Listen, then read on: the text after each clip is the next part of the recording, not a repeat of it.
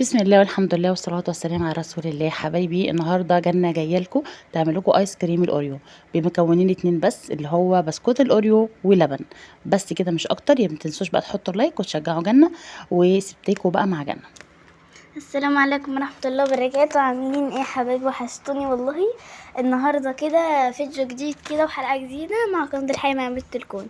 النهاردة كان نفسي كده رايحة لحاجة حلوة، قلت عارفة الطريقة دي من زمان، قلت اجيب بسكوت الاوريو واللبن واعمله ايه، ايس كريم. تمام، تعالوا نشوف عملنا ايه. انا جبت البسكوت وكسرته، بس كنت بكسره بالهم، ما كانش عايز يتكسر، فالاحسن بالايد، يعني بالايد بيتكسر بسرعة. ولازم ما تخليش حته مش متكسره، لازم تكسري كله. تمام. انا جبت عدد 3 ولبن. تمام. ولما يتعمل يتاكل في وقتها، كان طعمه جميل جدا والله، يعني كان طعمه تحفه. وجربوها وادعولي بقى، قولولي رايكم في الكومنتات، حلو ولا لا. تمام. فانا جيت دلوقتي بقى جبت ال3 وكسرتهم خلاص.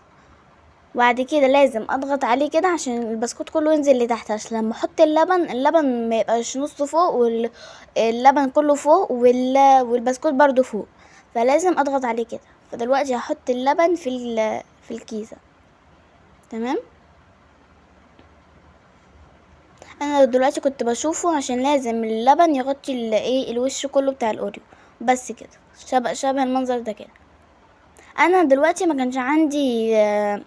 كانش عندي العصايه بتاعه الايس كريم، فروحت حطيت بدلها المعلقه. قلت مش هتقف على دي، يعني هحط معلقه وخلاص احتياطي. اللي عنده العصايه يحطها، اللي ما عندهوش يحط المعلقه احتياطي، بس الافضل الخشبه. تمام.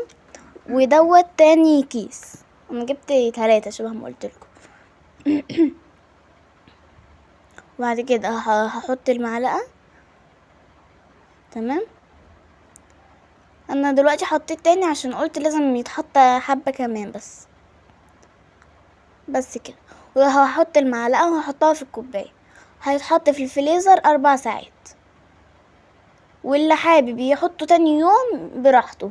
بس انا بعد 4 ساعات لقيته جامد، فقلت ايه اطلعه واعمله معاكم اوريكم بقى. وده تالت كيس، اخر كيس خلاص. بس والله والله والله كان طعمه يعني اكنك جايبه الايس كريم ده من بره.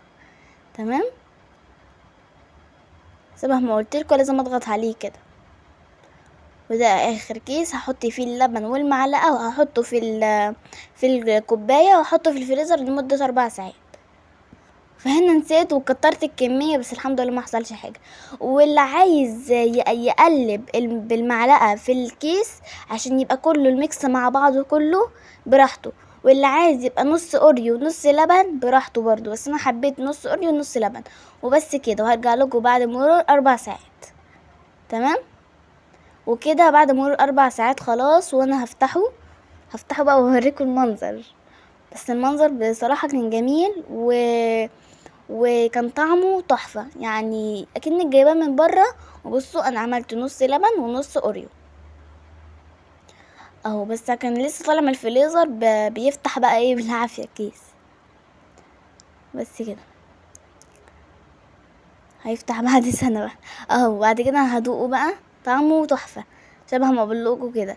دي الايس كريم ده حتة منه اتكسرت، فماما كانت بتدوقه بقى، وماما برضو عجبتها جدا الطريقة، عجبتها جدا، ما كانتش تعرف الطريقة دي.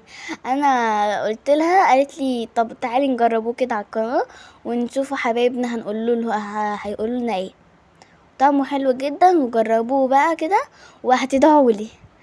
وبس كده وحبايبي، طعمه تحفه. وما تنسوش تحطوا اللايك وتشتركوا في القناه عشان يوصل لكم اي جديد. وبس كده حبايبي، سلام.